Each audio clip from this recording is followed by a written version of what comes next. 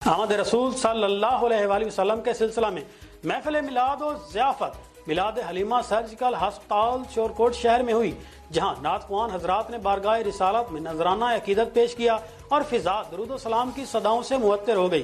تفصیلات بتا رہے ہیں عابد حسین بھٹی اپنی اس رپورٹ میں۔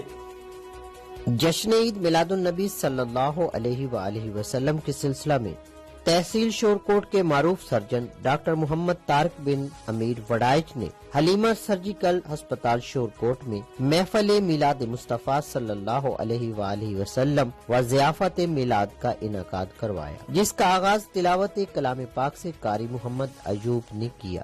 بارگاہ مصطفی صلی اللہ علیہ وآلہ وسلم میں ثنا خان مصطفیٰ بلال حسین، محسن علی بہار، نیر عباس قادری، ڈاکٹر محمد حاشر، سابق MSDHQ جھنگ نے نذرانہ عقیدت پیش کیا۔ کمپیرنگ کے فرائض عابد حسین بھٹی سیالوی نے ادا کیے۔ محفل میں ڈاکٹرز، صحافیوں، سول سوسائٹی کے نمائندوں، وکلاء اور شہریوں نے کثیر تعداد میں شرکت۔ حاضرین محفل سے خطاب کرتے ہوئے علامہ مفتی نصیر الدین نصیر اور بانی محفل ڈاکٹر محمد طارق بن امیر نے کہا، ایسی محافل کے انعقاد کا مقصد عشق مصطفیٰ اور ادب مصطفیٰ اجاگر کرنا ہے۔ آپ صلی اللہ علیہ وآلہ وسلم کی سیرت مطہرہ پر عمل پیرا ہو کر معاشرے میں امن، محبت اور بھائی چارے کو فروغ دیا جا سکتا ہے۔ تمام انبیاء کرام کا اعزاز منصب رسالت ہے اور منصب رسالت کا اعزاز ذات محمدی سے ہے۔ تاجدار کائنات صلی اللہ علیہ وآلہ وسلم کی محبت اور ادب کے بغیر زندگی بے معنی ہے۔